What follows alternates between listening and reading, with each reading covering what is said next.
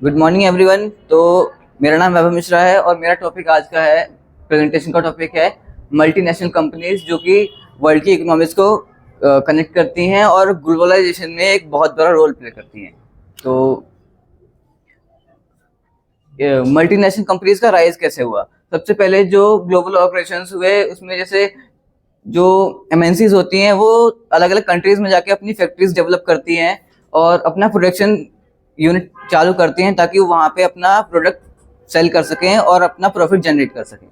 और इसमें जैसे 3 पॉइंट्स हैं। दूसरा होता है हिस्टोरिकल एवोल्यूशन। हिस्टोरिकल एवोल्यूशन में ये है कि जैसे 20th सेंचुरी में ये शुरू हुआ था ग्लोबलाइजेशन एमएनसीज में, कि जो बड़ी बड़ी कंपनीज दूसरे देशों में जाकर अपना प्रोडक्ट सेल करना उन्होंने शुरू किया था ताकि वो ज़्यादा प्रॉफिट जनरेट कर सकें और अपनी मार्केट वैल्यू बढ़ा सकें।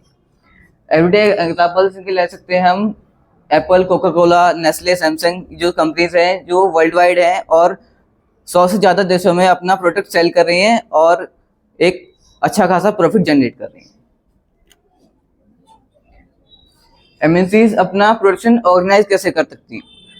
स्ट्रेटेजिक डिस्ट्रीब्यूशन होता है इनका, कि जो अलग अलग कंट्रीज में जाके जैसे कहीं पे लेबर जो होते हैं वो स्किल्ड होते हैं और कम कॉस्ट पे उनको मिल जाते हैं, और कहीं कहीं पे उनको अनस्किल्ड लेबर्स भी जरूरत होते हैं जैसे कि कंस्ट्रक्शन में, तो वो भी उनको आराम से मिल सके। रॉ मटेरियल्स और सोर्सेज के लिए वो दूसरे देशों में अपना प्रोडक्शन यूनिट चालू करती हैं और लोकेशन भी उनके लिए बहुत एक नेसेसरी चीज़ होती है ताकि वो अपना प्रोडक्ट सेल कर सकें।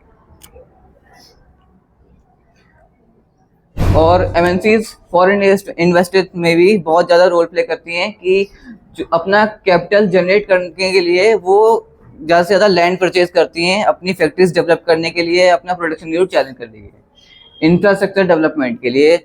जैसे कि अलग अलग देशों में जाके वो अपना एक रोल प्ले करती हैं इंफ्रास्ट्रक्चर डेवलपमेंट के लिए, अपना मतलब टैक्स देती हैं और उस देश के इंफ्रास्ट्रक्चर डेवलपमेंट में काम आती हैं।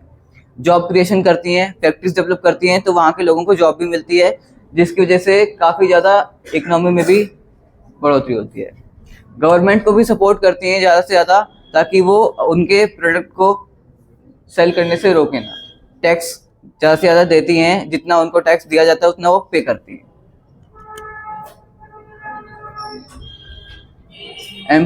एमएनसी जो होती है वहाँ की लोकल जो कंपनीज होती है उनके साथ अपना संबंध बना के रखती हैं, ताकि पार्टनरशिप करती हैं, कोलैबोरेशन करती हैं ताकि वो वहाँ पे अपना प्रोडक्ट ज़्यादा से ज़्यादा सेल कर सकें और हर एक जगह पे अपनी पहुँच ला सकें।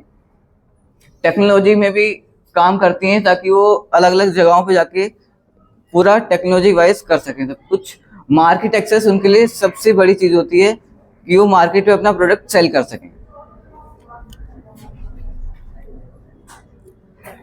और इकोनॉमी में भी बहुत बड़ा सपोर्ट करती हैं। एम्प्लॉयमेंट में बहुत अच्छी ग्रोथ आती है। अगर कोई एमएनसी किसी देश में जाके अपनी प्रोडक्शन यूनिट चालू करती है तो वहाँ के एम्प्लॉयमेंट में अच्छी खासी ग्रोथ आती है, इकोनॉमिक बूस्ट होता है, वहाँ की इकोनॉमी बहुत अच्छी तरीके से बूस्ट होती है और अच्छी खासी ग्रोथ आती है। कंज्यूमर्स में भी बहुत सारे बेनिफिट्स होते हैं, कंज्यूमर्स को बेनिफिट मिलते हैं, और जो कि कई कंट्रीज में जैसे आपने देखा होगा कि लो प्राइसेस होते हैं कई कई चीज़ों पे और कुछ कंट्रीज में हाई प्राइसेस होते हैं। इसी वजह से होते हैं कि वहाँ की इकोनॉमी के हिसाब से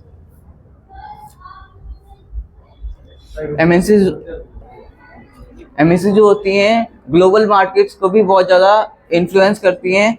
जो इनोवेशंस होते हैं उससे उनकी वजह से कंट्रोल करती हैं, और जैसे कि वो इंटरनेशनल मार्केट में अपनी प्राइसिंग स्ट्रेटजीज लाती हैं और अलग अलग प्रोडक्ट्स लाके जो स्पेसिफिकेशन अपना जताती हैं वहाँ पे मार्केट्स में ताकि वो अपना प्रोडक्ट अच्छे से सेल कर सकें। ग्रोइंग कंसर्न्स होते हैं जैसे कि वो लेबर प्राइसेस अच्छे खासे देते हैं और वर्कर्स को उनके राइट्स मिलते हैं, एक एनवायरमेंट सस्टेनेबिलिटी मिलती है ताकि वो अच्छे से काम कर सकें। Role of MNCs in bringing world closer. Globalization जैसे कि मैंने बताया था, इसमें एमएनसीज का बहुत अच्छा खासा रोल होता है। प्रोडक्शन नेटवर्क्स बढ़ाते हैं, कैपिटल की मूवमेंट अच्छी खासी होती है एक से दूसरे देश में, और ट्रेड जो होती हैं वो भी बहुत ज़्यादा बढ़ जाती हैं अगर एमएनसीज कोई दूसरे देश में मूव करती है। टेक्नोलॉजी का भी एक्सचेंज होता है। चैलेंजेस भी काफ़ी सारे फेस करने पड़ते हैं एमएनसीज को, जैसे कि लेबर्स और एनवायरमेंटल प्रोटेक्शन को बहुत ज़्यादा करनी पड़ती है अगर वो कहीं पे अपनी प्रोडक्शन यूनिट चालू कर रही हैं, और उनको इकोसिस्टम बना के रखना पड़ता है ताकि गवर्नमेंट उनकी प्रोडक्शन यूनिट को बंद ना करे। Thank you.